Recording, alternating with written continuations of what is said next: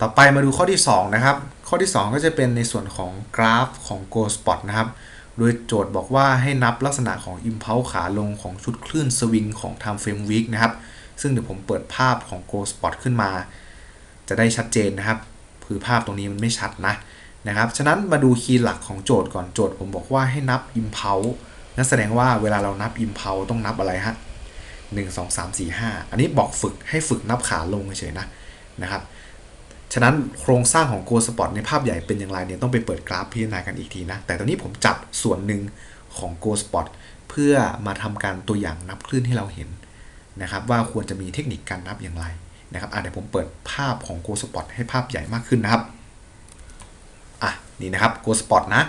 สิ่งที่เราใช้สัญญาณของอินดิเคเตอร์มาช่วยในการจับนะครับก็น่าจะเป็นตัวนี้น่าจะชัดเจนมากขึ้นคือเราเห็นตัวของ MACD มันเป็นยังไงฮะต่ำๆตรงนี้เราแอสซูมได้เลยว่าอาจจะเป็นสถานะของคลื่นที่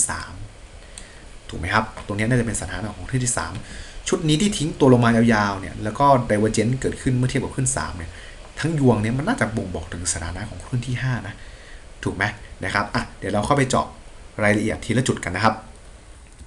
ฉะนั้นตามโจทย์เนี่ยอย่างที่ผมบอกคือให้นับ Impulse ขาลงแสดง Impulse เนี่ยมันต้องนับ1 3 4 5ถูกไหมนับขึ้น1อยู่ไหนชุดที่ทิ้งตัวลงมาตรงนี้น่าจะเป็นขึ้น1นะครับแล้วก็รีบาวทั้งหมดทั้งก้อนเนี่ยน่าจะเป็นของคลื่น2เห็นไหมครับ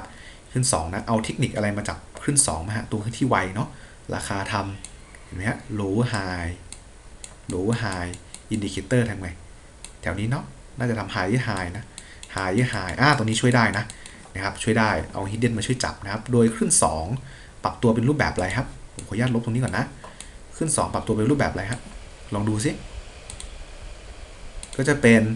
ตระกูล flat แน่นอนแหละนะครับเพราะว่าเก็บของแล้วตรงนี้ขึ้น3ขยายด้วยนะยาวด้วยรู้ได้ไงขยายต้องกลับไปวัดนะครับลองเปิดกราฟ Go Spot แล้วก็วัดดูนะฮะอัตราส่วนจากขยาย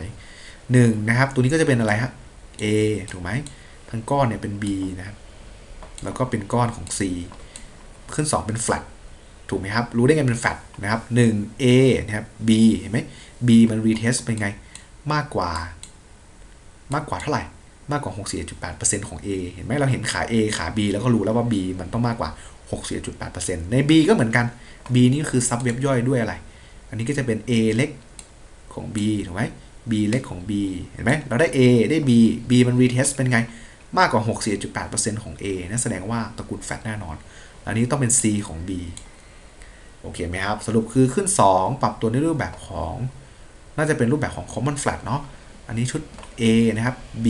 C C มันพอกับ A common flat โดยที่ขึ้น B ของขึ้น2ซับเว็บย่อยเข้าไปอีกก็เป็นอะไร common flat ซับเว็บย่อยเข้าไปข้างในนั่นเอง flat ซ้อน flat นะครับ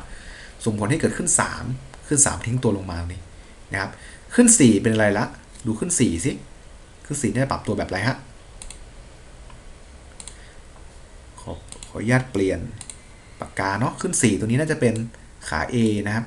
ขา B ขา C นะครับขา D แล้วก็ขา E นะครับรูปแบบอะไร symmetrical triangle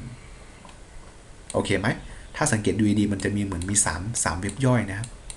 ของแต่ละขาเห็นไหมอันเนี้ยขาเนี่ย3ขาเหมือนกันโอเคไหมครับงั้นแสดงว่าขึ้น2ปรับ flat เห็นไหมครับขึ้น4ปรับแบบอะไร triangle เข้าสู่กฎการสลับหรือยังสลับละ3ขยายหรือยัง3ขยายละแสดงว่าชุดขาลงตรงนี้เป็น impulse ได้ไหมเป็น impulse ได้แล้วนะครับโอเคไหมครับนั่นแสดงว่าทั้งยวงที่ทิ้งตัวลงมาเนี่ยน่าจะเป็นสถานะของคลื่นที่5เห็นไหมเห็นชุดที่กระแทกทำนิวโรลงมาไหมแล้วราคาเกิด divergence จริงๆ divergence เนี่ยมันก็บ่งบอกถึงสถานะของคลื่นที่5ก็จริงแหละถ้าชุดคลื่นนั้นเป็น impulse นะผมขอย้ำนะการจะใช้เทคนิคการนับคลื่นอิเลียดสไตล์ตรงเตง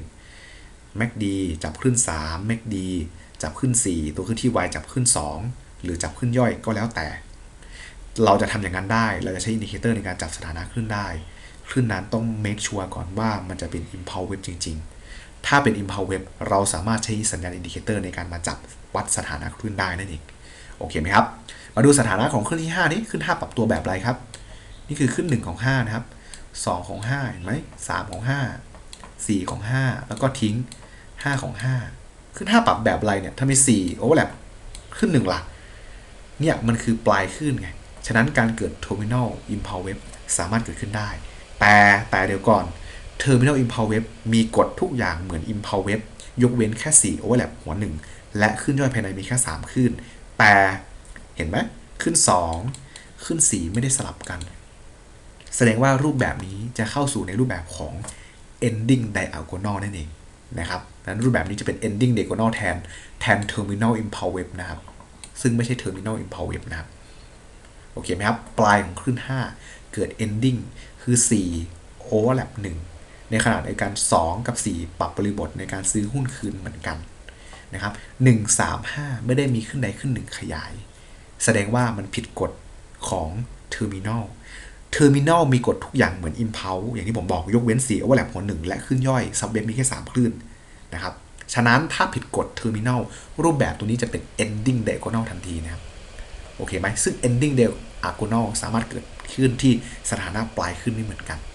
โอเคไหมครับฉะนั้นขาลงก็จะเป็น1 2 3 rebound 4เพื่อลง5ด้วยรูปแบบ ending diagonal นั่นเองตัวนี้สัญญาณ indicator คือใช้ MACD ช่วยจับขึ้น3ชุดนี้ช่วยจับขึ้น5ได้นะครับช่วยจับคลื่น5ได้โอเคนะครับนี่คือข้อที่2นะครับสำหรับแบบฝึกหัดนับคลื่นหุ้นนะฮะ